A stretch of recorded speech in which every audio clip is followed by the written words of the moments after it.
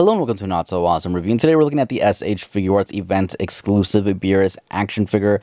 This figure looks amazing. Excited to have it because I didn't have the original, and let's just get into it here. The colors on him are different than the original. He's painted a little bit nicer, has shading throughout the pants that look really good. He has gold on the little sashing, so some differences, the metallic collar and everything. Aside from that, he will basically be the original release figure, which I don't have to compare, but it is what it is. Anyways, it does come with three faces: a regular serious kind of face, a yawning face, which looks really good. He has his angry kind of look face there. I do wish we had more, but we'll get more into that in a second. It does come with a pair of fists, a pair of open fist hands, like they're cupped. They're good for yawning hands, and I guess if you have something to put in there, but a little bit weird that we have those. Some blasting hands, and of course he comes with the flicking hand. But yeah, let's actually get a closer look at these accessories and his articulation. So just taking a quick closer look at the other heads here, we have the more angry kind of, I want to fight you because you ate my pudding face right there. Looks really good, really like it, really love the cat eyes and everything. The mouth is done good, the teeth are done good.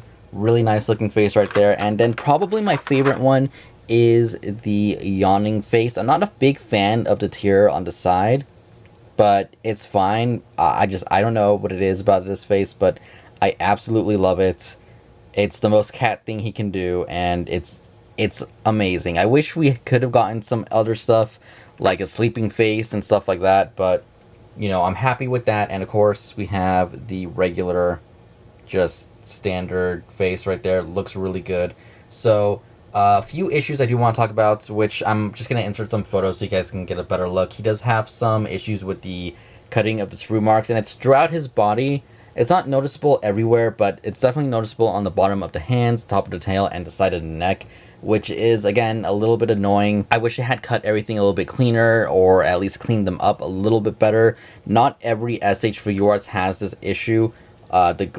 Goku and everything. I mean, you can see them, but it's not as apparent. Maybe it's the purple or something, but I don't know. I feel like they stand out on this figure just a little bit more than usual. Aside from that, can't complain. Again, looks amazing. So anyways, let's move on to his articulation here, which he can look up that much, can look down that much, pivot side to side like that, and look left and right. The neck does tend to pop off with one of the heads, but you can just pop it back on really easily. It's not that big of a deal.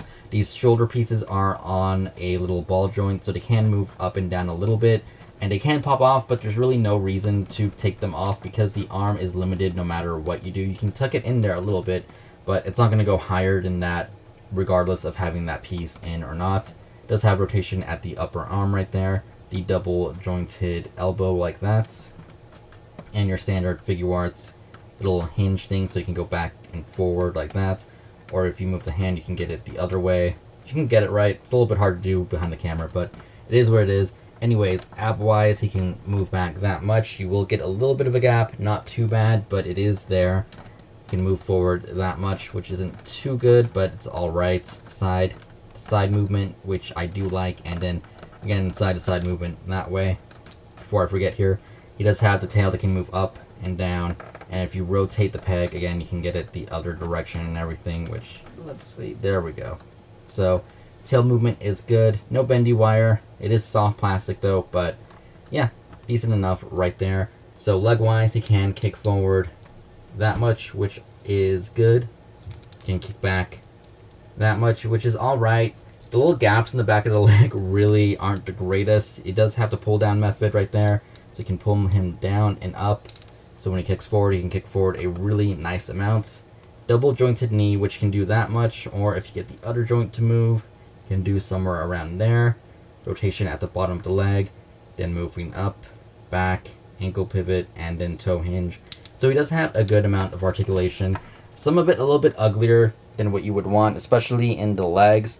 Chesting I can live with and everything, but yeah, the legs, normally I don't hate them. I like the old Goku, the original release. This one, I don't know if it's just me or maybe I'm thinking of it too much, but I do feel like it stands out a lot more than usual.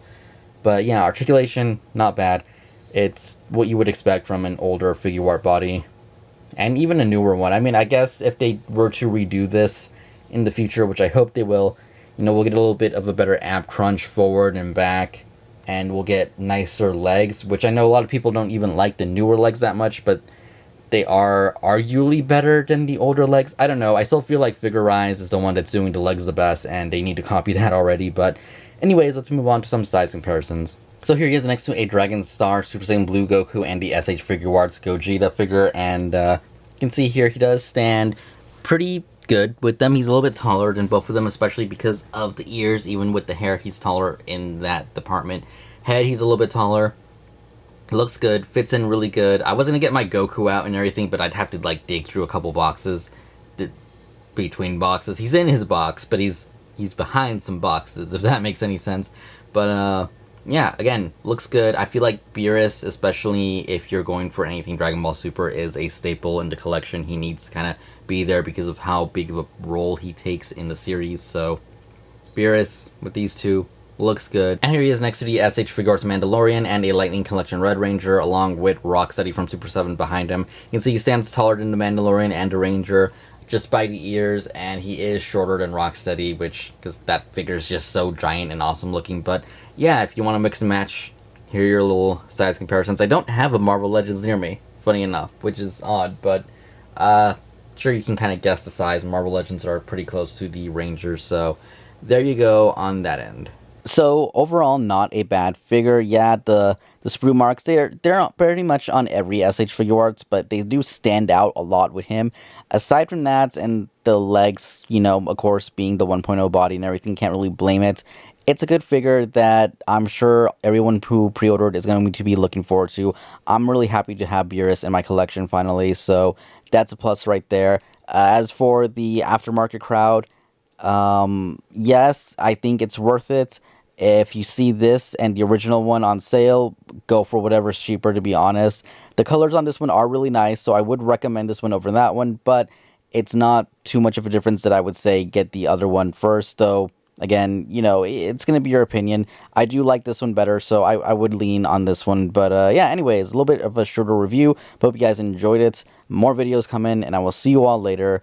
Again, thank you for watching. Goodbye.